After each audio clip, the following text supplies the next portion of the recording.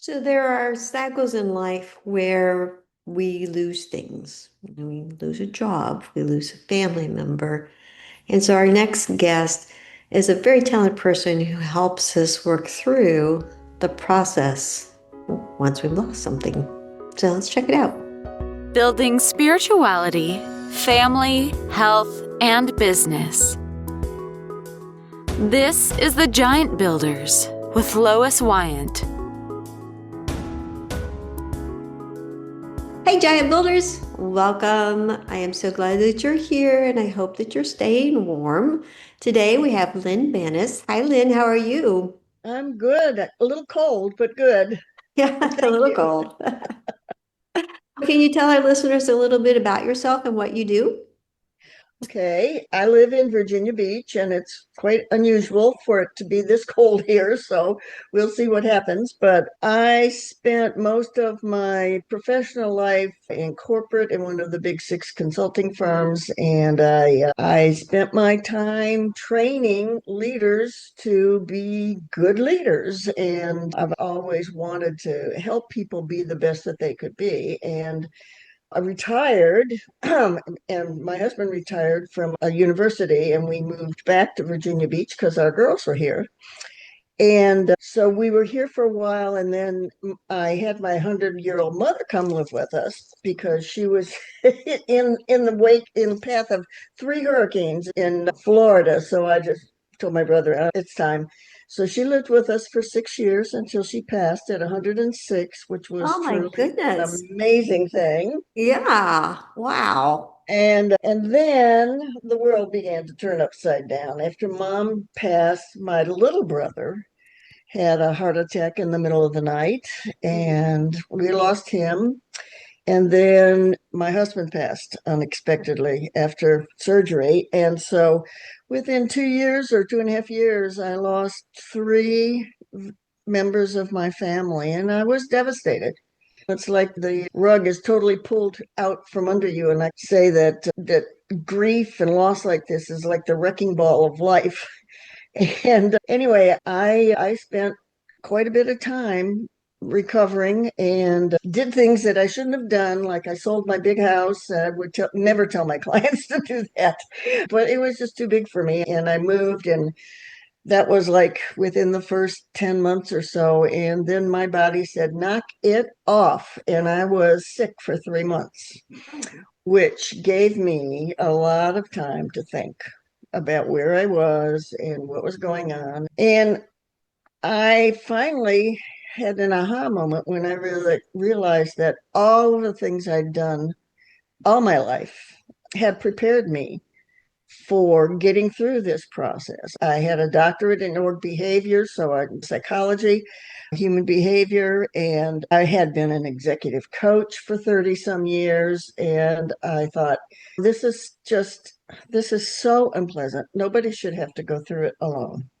So I took my tools and put them all together and started Women Rising Together.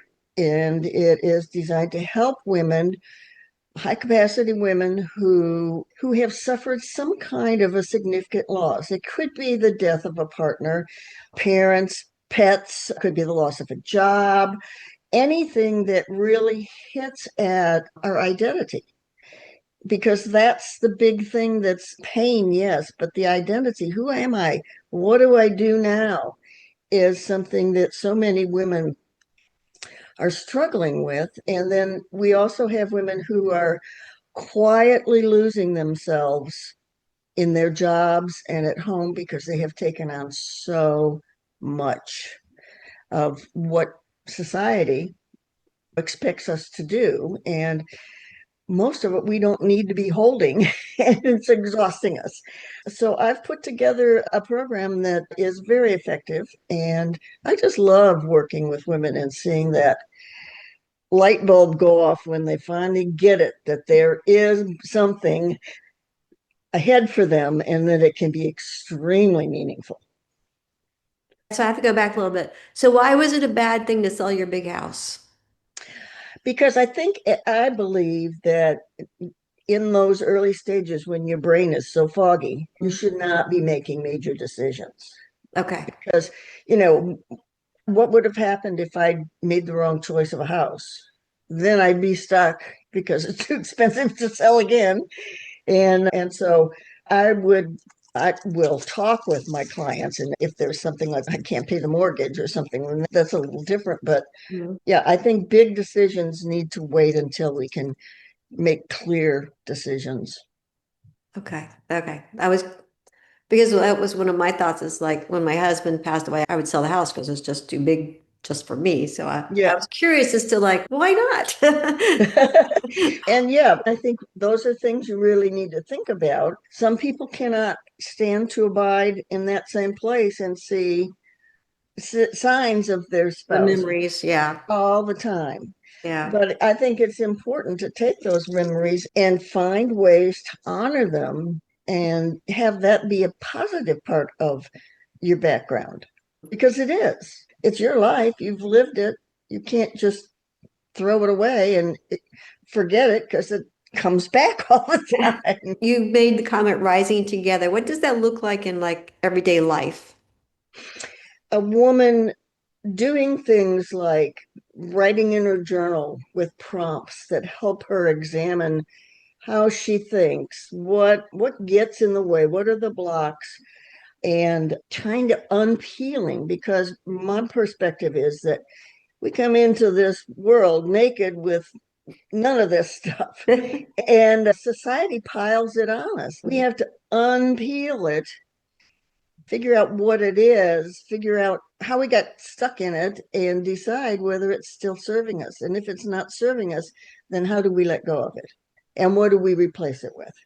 So that goes for our thoughts, that goes for our worldview, that goes for our values, all of those things. And I do a couple things. I have what I call wisdom circles, where are small, intimate circles where no more than 8 women spend some time together and we really work on unpeeling things and how that happens. And then I have one-on-one opportunities if people prefer that. And then I have a group that functions a little bit like a mastermind, but it's really a huge support where women going through the same thing have gotten to the point where they have outlined what they want their new life to be, and they support each other for a year, making that full transition.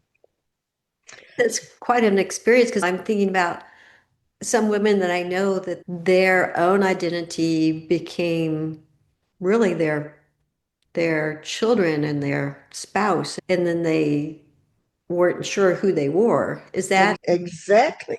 Yeah. Yeah, because people do not understand what it's like. And you hear that, but it's not just talk, it's unimaginable.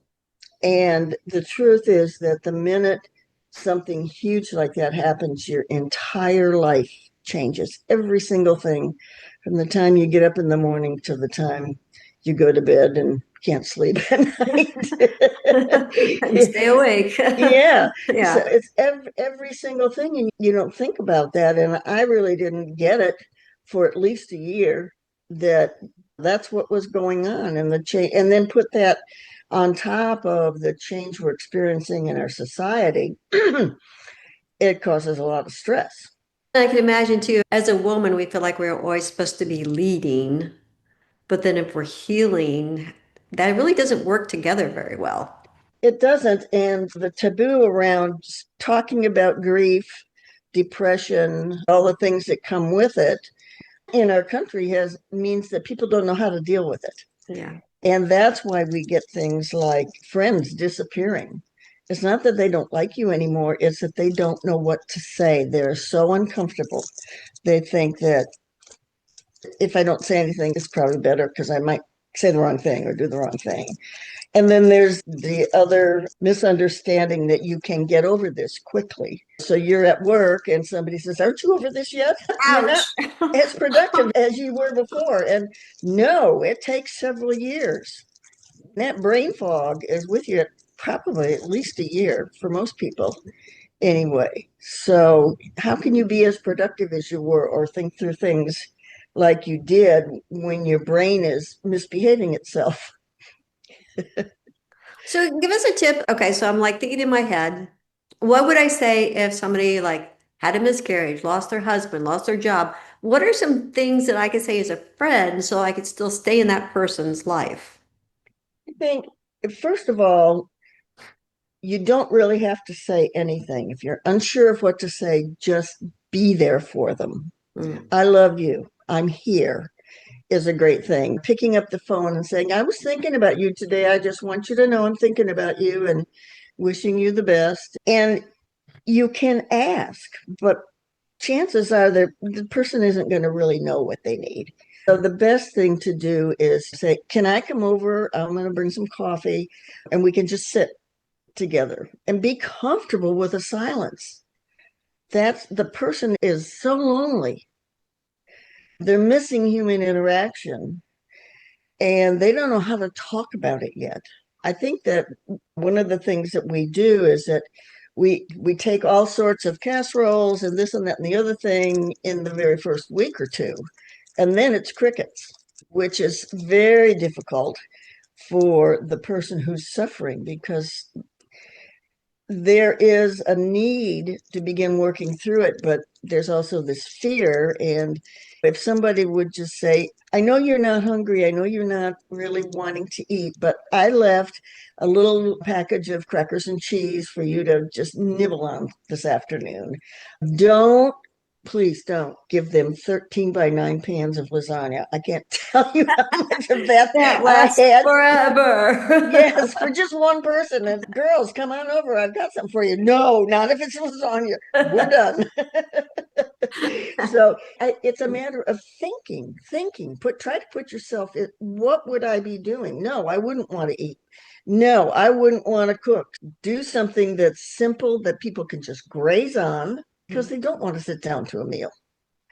And they don't need a huge amount of food. Don't try to force them to go out and do things they're probably not ready. And the biggest thing is don't try to fix them. This is not something you can fix.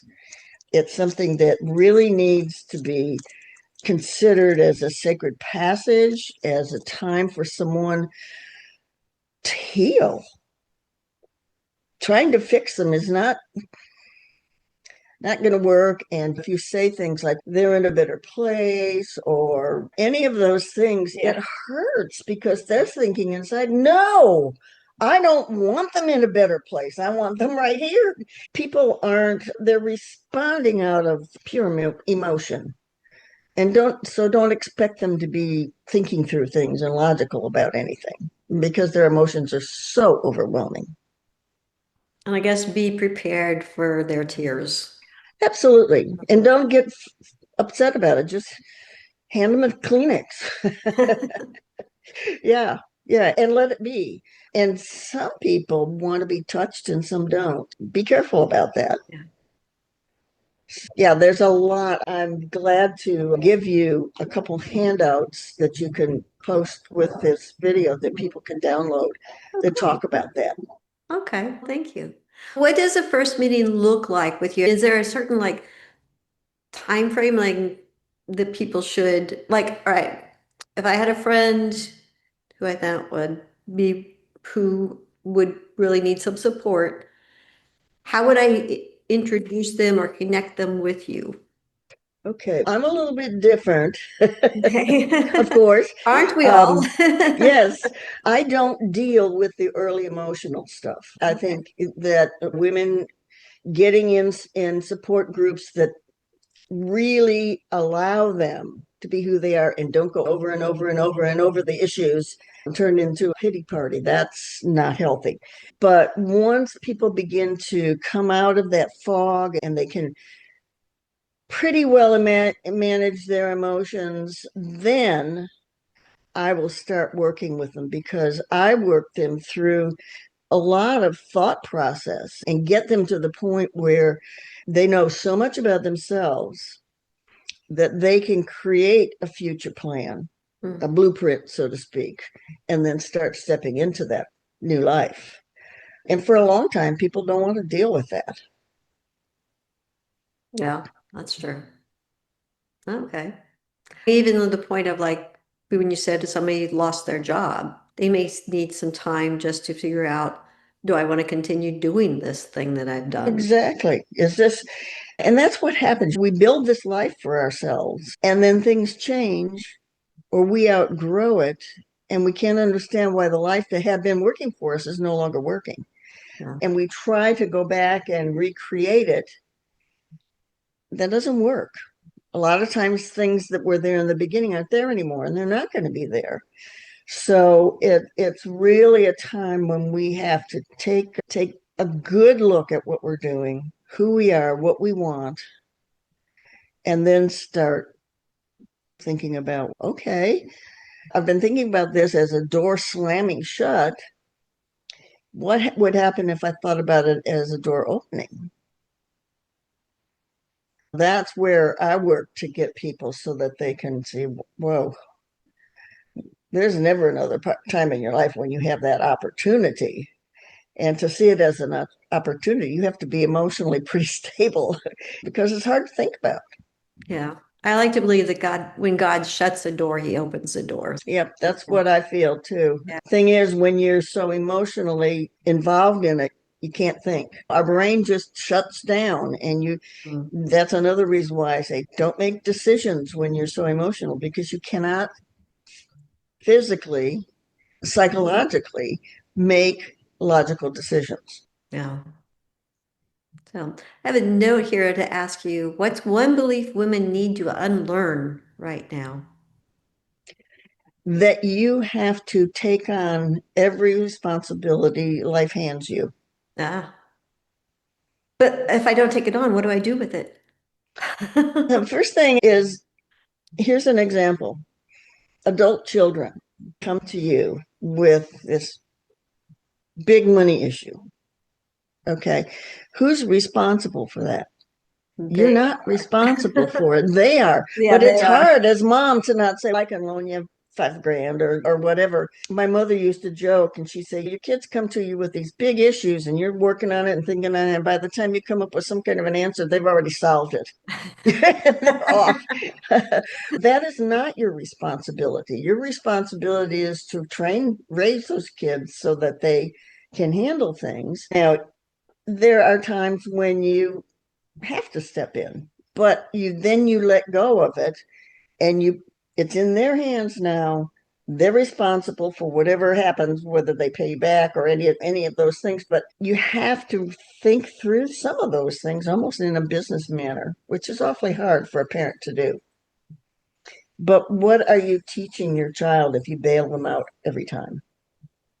Yeah, that's a good point, especially if it's a revolving door that keeps going around and around. Yeah, yeah. So we should not, as parents, have to put our future in jeopardy. And a lot of people do. Yeah. So how do I decide what responsibilities I should take? Is there like a guideline to that? Not really. I think that's one of the things that we work through kind of one on one. What are you doing? What are your beliefs around that? What would it be like if you, in a flip it form so that they can see what would happen then? Mhm. And is that true? Because we tell ourselves stories all Yeah. the time. And often they are not true. They're not going to really happen. We're just crossing the bridge before we get to it. Yeah. And working through that and making sure it's aligned with values and that it's all serving you, not hindering you and making you feel stuck. Yeah. That's great. Any closing thoughts? Yeah, I want women to understand that every single thing that you do or that happens in your life is teaching you and giving you skills.